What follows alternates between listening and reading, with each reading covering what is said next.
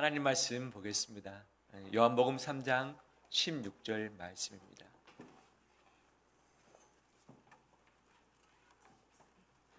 요한복음 3장 16절 말씀.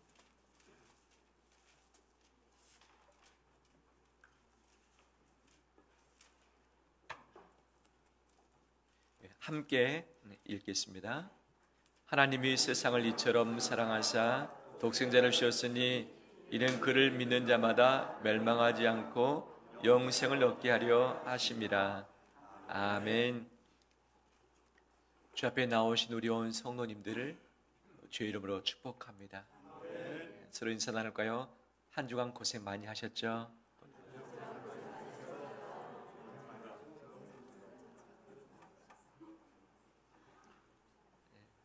우리 남쪽으로는 용인에서 올라오신 우리 원로 장로님 가정이 계시고, 오늘 북쪽에서는 파주에서 또 이렇게 참여를 하시는, 남북의 차이가 좀 길죠? 우리 교회가 이런 교회입니다. 할렐루야. 동서남북 사방 팔방으로 펼쳐진 교통편이 참 좋잖아요. 가까이에서 멀리서 오신 우리 모두에게 은혜가 있길 원하고 그 발걸음들이 복되길 원합니다. 주님을 찾는 사람은 하나님이 가만두지 않습니다. 반드시 책임져 주시고 안아주시고 선한 길로 인도를 해주실 것입니다. 우리 모두는 참으로 소중한 분들입니다. 한 분도 건강이 부족해서 과시를 받을 사람은 없고, 가진 것이 부족해서 비난받아 마땅할 사람도 없습니다. 잠깐 죄를 짓기도 하고 잘못을 하기도 합니다. 하지만 그것으로 인해서 그 사람이 죄인 취급받고서 이탈되어야 할 사람도 없습니다. 우리 온 성도들은 정말 소중한 분들입니다. 왜 소중한가? 하나님이 나를 사랑하시사 가장 멋진 존재로 만드셨기 때문입니다. 부모의 몸을 통해서 이 땅에 태어나게 하시고, 지금까지 여러 우여곡절의 인생 여정을 걸어왔겠지만 그 하나님의 사랑은 변치 않으시고 우리를 꼭 안아주시기에 내 존재가 소중한 줄 믿습니다. 우리 옆에 분의 얼굴 한번 볼까요? 참 소중하죠? 둘도 없는 친구고 사랑하는 가족이기도 하는 거죠. 하나님 우리를 만드실 때에 여러 존재로 만드셨는데 그중 하나가 뭐냐면 먹어야 사는 존재로 만드셨어요. 먹지 않고도 살면 얼마나 좋을까? 우리 식사를 준비하신 분들, 주부들, 식사 준비하기 쉬워요, 어려워요? 그렇죠. 날씨가 더울 때 어떻습니까? 더 음식 만들기 어렵죠. 그러면 음식을 사 먹는 분들은 편합니까? 아니죠. 오늘은 어떤 것을 먹어야 되는지 이것이 갈등이기도 하고, 요즘 음식 가격이 많이 올랐죠. 그래서 사 먹는 것 자체도 부담스럽기도 하는 거죠. 그런데 하나님은 우리를 먹어야 사는 존재로 만드셨기 때문에 어쩔 수 없이 이 세상 떠날 때까지는 먹을 수밖에 없는 거죠. 오늘 아침 맛있게 드시고 오셨습니까? 나는 사정상 안 먹었다. 나는 굶었다. 아침을 안 드신 분도 계시지만 또 또 이른 아침 나올 때에 식사를 거를 때도 있지요. 하지만 점심이 맛있게 준비됐습니다. 우리 맛있게 드시면 참 좋겠어요. 하나님은 또 우리를 어떤 존재로 만드셨는가? 쉬어야 되는 존재로 만드셨어요. 쉬지 않고서는 살 수 없는 존재인 것이죠. 그래서 낮과 밤을 만드시사 밤에는 주로 쉬게 하셨던 것이죠. 밤에 일을 할 수밖에 없는 분들 계시잖아요. 그분들은 대신 낮에 쉬어야 되는 것 아니겠어요? 일주일에 하루 또는 이틀은 우리가 쉬어야 되는 존재이기도 하고, 또 안식년 있고 또 희년이 있어서 사람뿐만 아니라 토지도 다 쉴 수 있도록 명하셨던 것이 하나님의 섭리이기도 하죠. 그런데 쉬지 않고 달려가다 보면 어떤 일들이 발생하는가? 이 중랑구 가까이에 중랑행복도시센터가 만들어졌어요. 도시농업센터. 그래서 농업 관련해서 교육도 받고, 그 다음에 탐방도 할 수 있고 하는 체험도 할 수 있는 곳을 아주 멋지게 만들었어요. 가면 1층에가 뭐가 있느냐? 인공적으로 야채를 키울 수 있는 그런 시설을 마련했어요.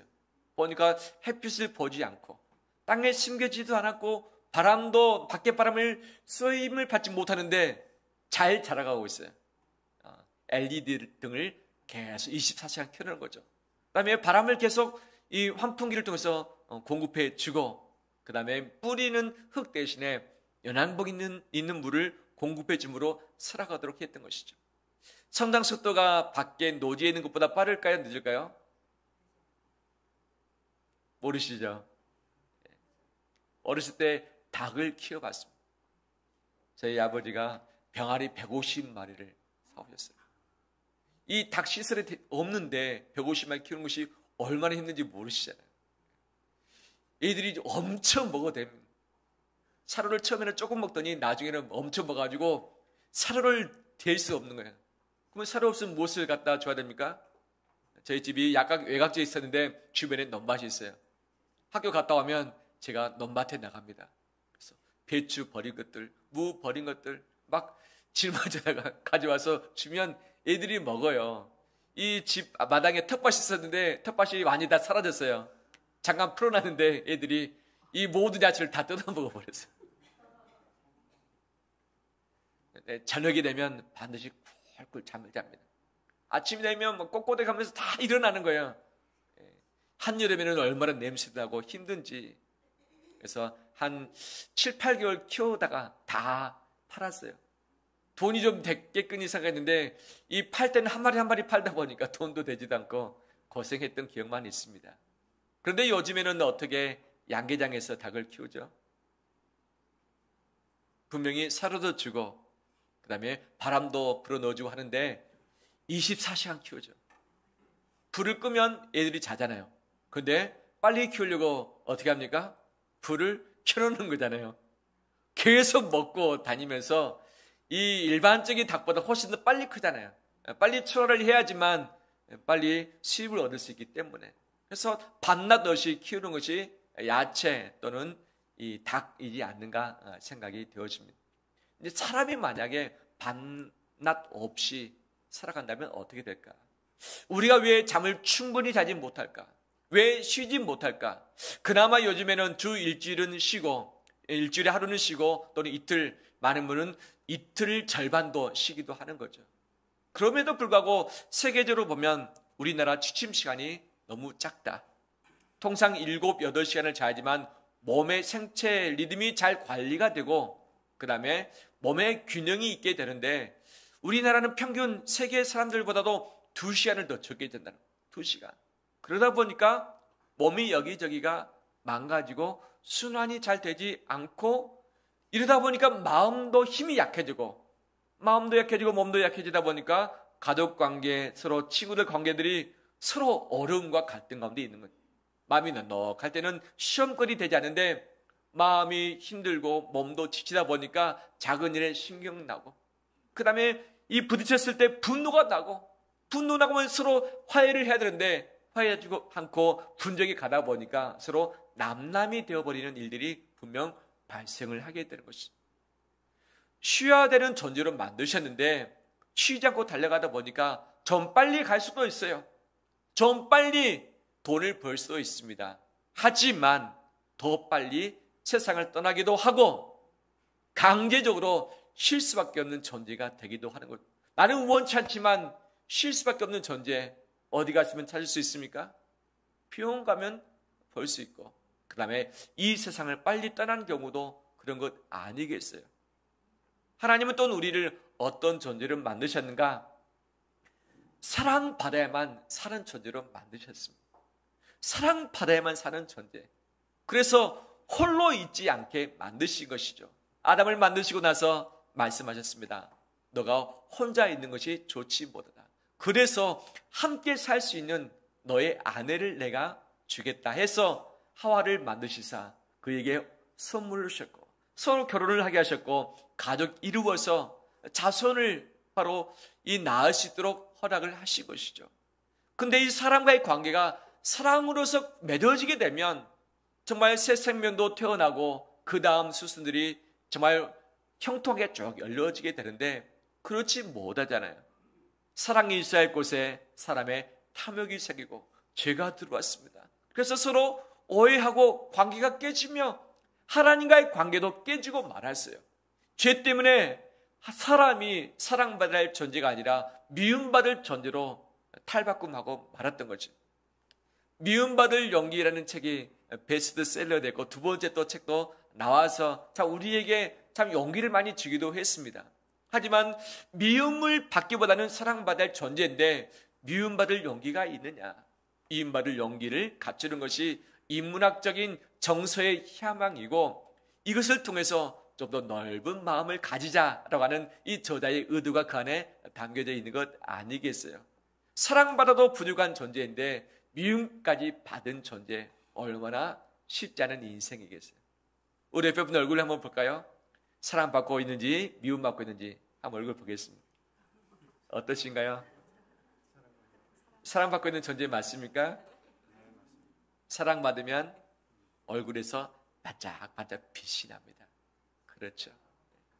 보석을 깨끗하게 닦아놓으면 반짝반짝 빛이 나고 또 구두를 깨끗하게 닦아놓으면 빛이 나지 않습니까? 그런데 잘 닦지 않으면 이 빛을 잃어버려요. 아파서 얼굴빛이 좀 어둡게 되는 경우도 있지만 사랑을 받지 못하고 마음에 분노와 아픔과 미움과 상처와 고민과 이 갈등이 가득할 때 얼굴의 빛이 잃어버리게 되는 거죠. 오늘 예배드리신 우리 성도님 얼굴에 다시 얼굴빛이 광채가 가득하길 간절히 소망합니다. 바로 사랑을 충분히 받을 때 그런 거죠. 그런데 그 사랑을 누구에게서 받는가? 하나님은 사람과 서로의 관계를 통해서 사랑을 주고받도록 말씀하시고 명령을 하셨어요. 그런데 사람이 그렇지 못합니다. 서로 다르기 때문에 차이가 있기 때문에 성격도 다르고 원하는 것도 다르고 속도도 다르고 온도도 다르다 보니까 서로 다르면서 조화를 이루기보다는 서로 싸움이 있고 내가 사랑을 원했는데 도리어 상처를 주고 실망을 주는 경우가 참 많이 있는 거죠. 한번 따라서 할까요? 사람은 신뢰의 대상이 아니라 사랑해야 할 대상이다. 그럼 신뢰해야 할 대상이 아닌데 믿는 거예요. 아, 이 사람과 함께 있으면 사랑은 받겠지. 나를 도와주겠지. 나를 이끌어주겠지. 천만의 말씀. 그것만 옵니까? 그것이 잠깐 오지만 실망도 오고 아픔도 오고 갈등도 오고 함께 있는 것 자체가 고통스럽기도 하는 거죠. 왜? 사람 안에 욕심이 있기 때문에 교만함이 있기 때문에 다른데 서로 양보하고 붙들어주기보다는 내 방식대로 이끌어가려고 하기 때문에 같이 있는 것 자체가 불편함 가운데 있는 거죠. 그래서 오늘날 분주하게 가다 보니까 마음의 힘도 약해지고 해서 같이 살기보다는 혼자 사는 인구가 훨씬 더 많아지고 있다. 사람의 인구가 늘어나기보다는 줄어들고 있는데 집들은 더 부족하게 되는 현상들이 기이한 현상들이 분명 발생을 하게 된 거죠. 1인 주택이 더 많아지는 것이죠. 여러 이유가 있지만 더불어 사는 것 자체가 불편함이 있을 수 있기 때문에 홀로 거주하는 것 아니겠어요? 혼자 사는 것 하나님께서 기뻐하시지 않는 건데 그러다 보니까 외로움도 있고 고독함도 있고 잘못된 생각할 때 누군가가 붙잡아 줘야 되는데 붙잡을 리가 없으면 빨리 잘못된 어긋난 길로 달려가 버리고 마는 거죠. 넘어지면 붙들어 세워주면 되는데 혼자 일어설 때까지 회복되는 시간도 많아질 수밖에 없는 것이죠. 사랑받아야 할 존재가 사랑받지 못하고 있는 이 시대가 오늘날 우리의 모습인 것이죠. 서로 고소하며 고발하며 서로 물고 뜯으며 비판하고 판단하면서 없는 말을 지어서 만들고 오해케 만들고 자기 편을 만들어가지고 상대방을 공격하면서 코너에 몰아넣고 숨 쉴 수 없도록 만들어버리는 것. 서로 잘한 것은 칭찬해주고 잘 못한 것은 잘할 수 있도록 좀 더 말도 해주고 권고도 해주고 좋은데 잘한 것을 다 없애버리고 못한 것만 이 돋보기를 먹어서 크게 봐서 소문내면서 떠들려 이야기하면서 사람을 힘들게 만든 것이 이 시대의 모습인 것이죠. 그 시대를 살아가는 우리 성도님들 정말 고생 많으십니다. 고생 많으십니다. 우리 옆에 분들 손을 한번 꼭 잡아줄까요? 고생하십니다. 고생하십니다.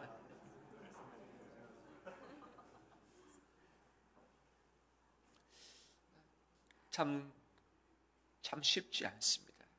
근데 여기다가 인간의 고통이 또 있죠. 육신의 고통, 마음의 고통, 영적인 고통이 있죠. 특히 마음의 고통이 요즘에 너무 커요. 너무 커요. 힘든 거예요. 숨쉬기 힘들고 사람과 만나는 것도 두렵기도 하고, 이 고통이 가득했을 때 내가 이 땅에 왜 존재해야 되지라는 그런 고민도 서슴지 않게 하게 되어지는 것이죠. 고통만 있습니까? 죄를 짓기도 하죠. 욕심 때문에 죄를 짓기도 하고, 두려움 때문에 사람을 속이기도 하고, 속고 속이는 관계 가운데 만신창이가 되어지는 것이죠. 그러면 죄로 끝나는가? 죄는 반드시 죽음을 가져오는 것이죠.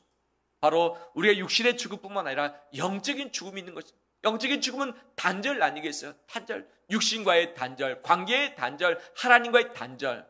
이 단절되어지면 또 고독하며 외롭게 되어지는 것이고, 제2의 심판, 바로 지옥이 또 기다리고 있기도 하는 거죠.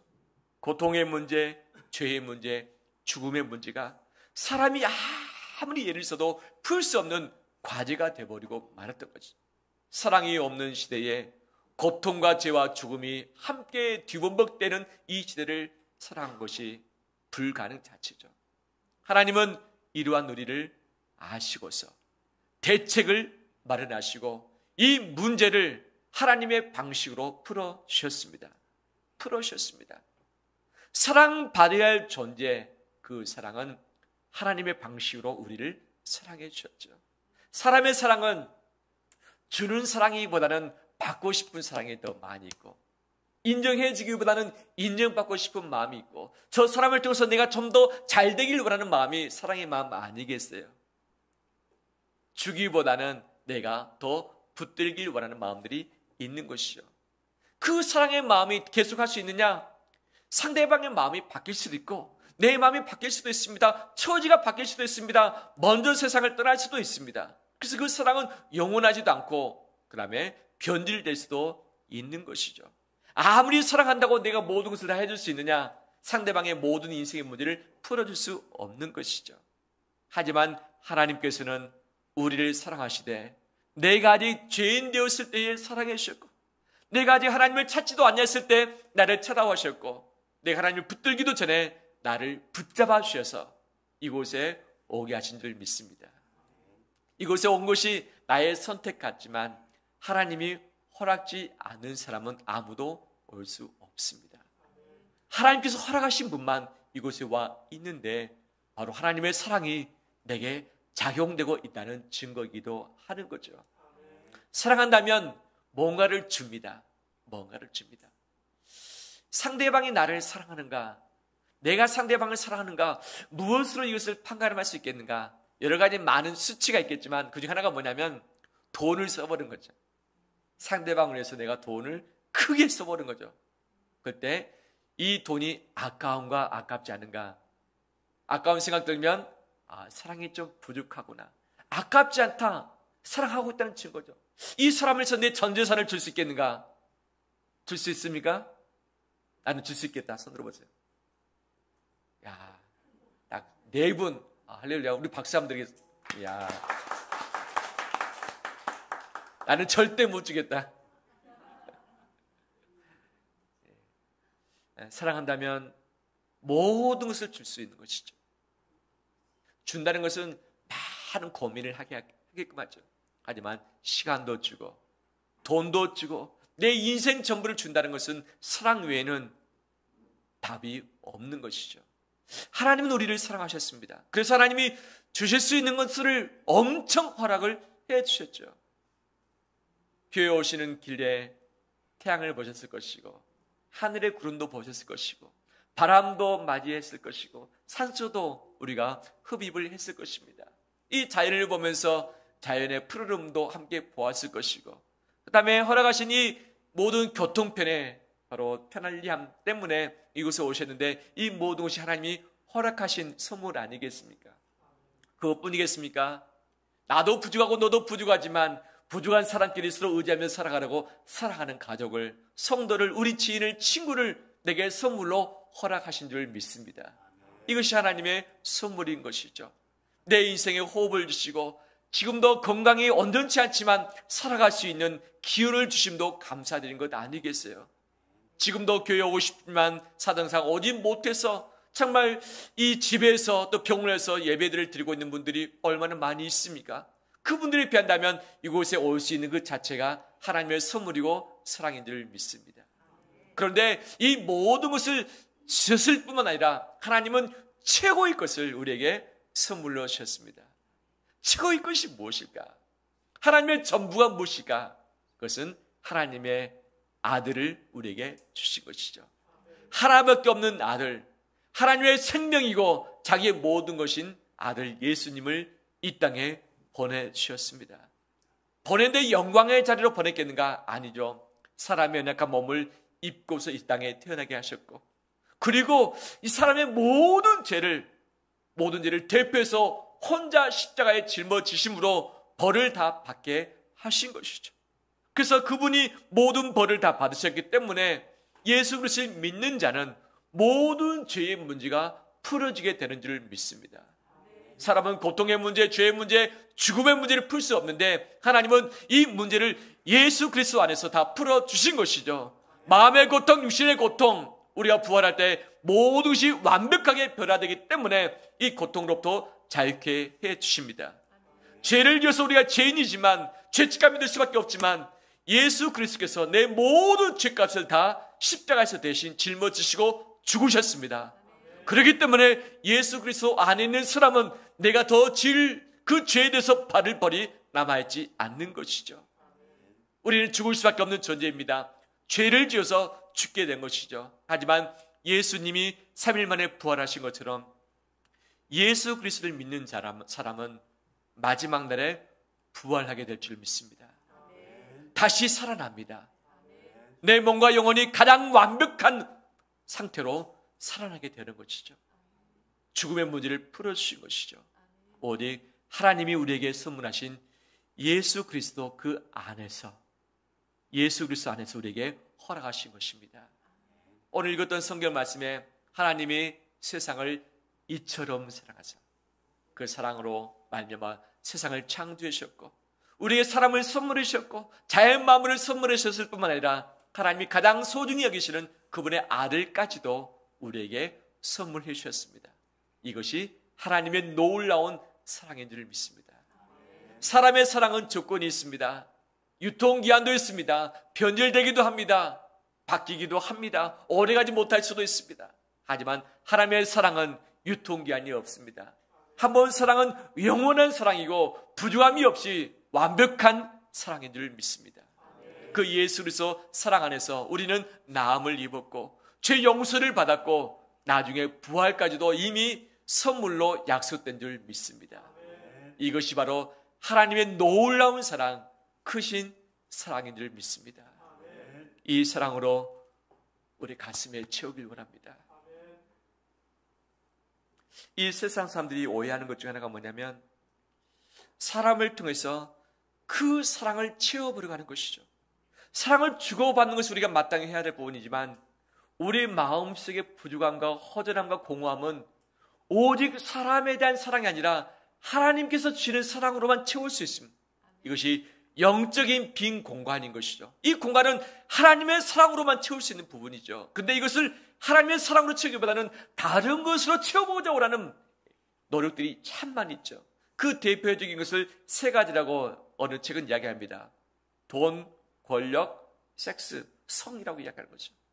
사람 마음의 공허함을 돈으로 채워버리는 것입니다.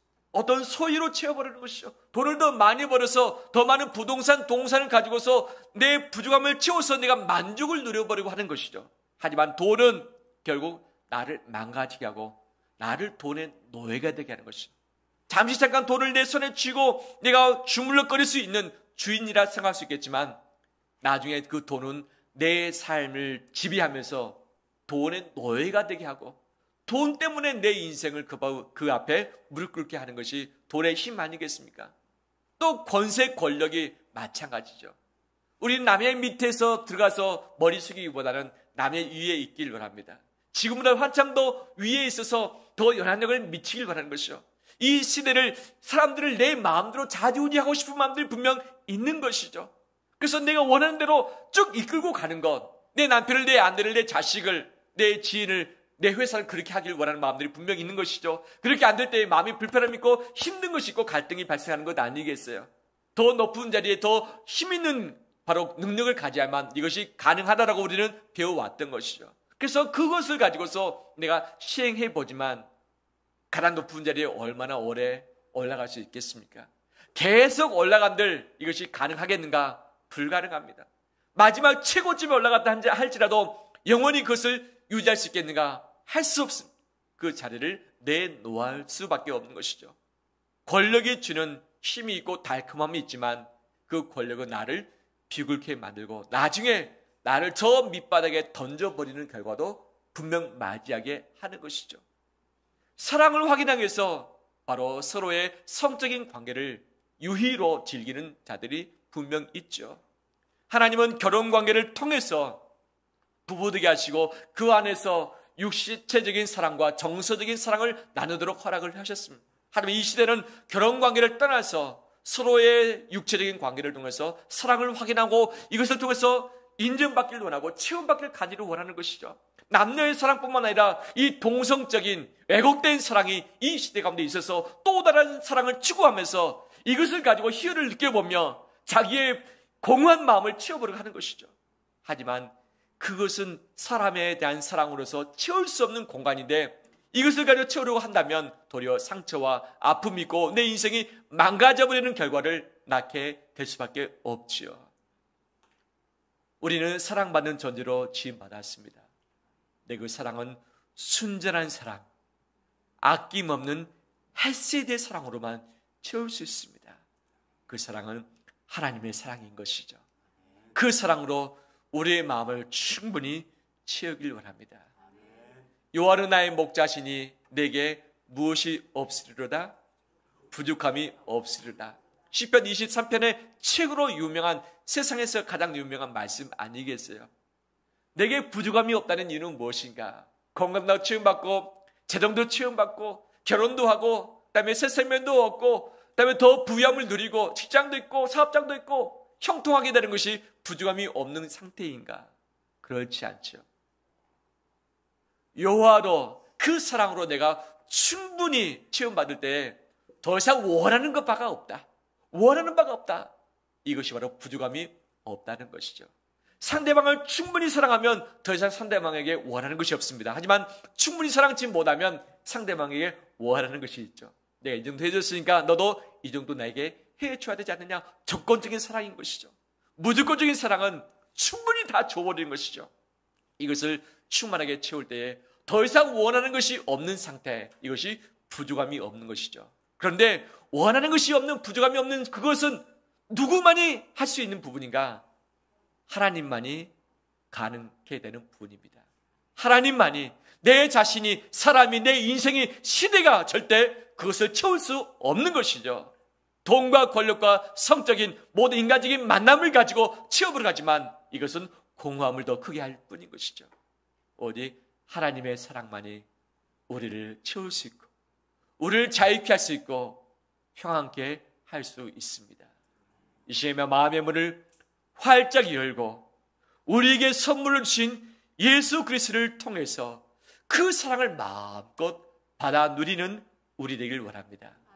그 사랑은 예수 그리스도를 믿음으로 시작되고 예수 그리스도를 믿는 자에게 멸망치 않고 영생을 얻게 되는 선물로 주신다 약속해 주셨습니다. 영원한 생명, 하나님의 선물인 것이죠. 그 영원한 생명을 꼭 붙잡고서 사랑을 나누는 우리 되시길 주의 이름으로 축원합니다. 말씀을 마무리합니다. 사랑하기 쉽지 않은 시대를 살아가고 있고요. 사랑을 원했지만 도리어 실망과 상처를 받게 되는 것이 우리의 인생이지요. 사람에게 실망하면 사람이 싫어집니다. 만나는 것도 피하게 됩니다. 공동체가 싫습니다. 혼자 있게 되어지는 것이고 나중에 혼자 있다가 내 인생 자체가 다 싫어지는 것 아니겠어요? 이런 아픔 가운데 있는 이 시대, 하나님의 사랑으로 내 인생의 마음에 가득 채워보길 원합니다. 예수 그리스도를 믿음으로 말미암아서 주시는 그 사랑, 십자가의 사랑, 부활의 사랑, 이것을 가득 채워나가는 우리 되길 원합니다. 이런 우리에게 하나님께서 원하시는 두 가지의 단어가 있죠. 그 하나는 하나님을 사랑하라. 마음과 뜻과 목숨과 힘을 다해서 하나님을 사랑하라. 왜? 나를 사랑하시고 모든 것을 주셨기 때문에. 두 번째, 하나님 우리를 사랑하신 것처럼 너희도 서로 사랑하라. 아내를 사랑하고, 할렐루야, 남편을 사랑하고, 자식을 사랑하고, 부모를 사랑하고, 형제를 사랑하고, 성도를 사랑하고, 직장의 동료를 사랑하고, 이웃을 사랑해가는 우리 되길 원합니다. 이 세상은 사랑에 굶주려 있습니다. 굶주려 있습니다. 하나님 주신 그 사랑에 충만함으로 그 사랑을 베풀며 흘려보내며 다시 사랑으로 이 시대를 새롭게 나가는 우리 되시기를 주의 이름으로 축원합니다.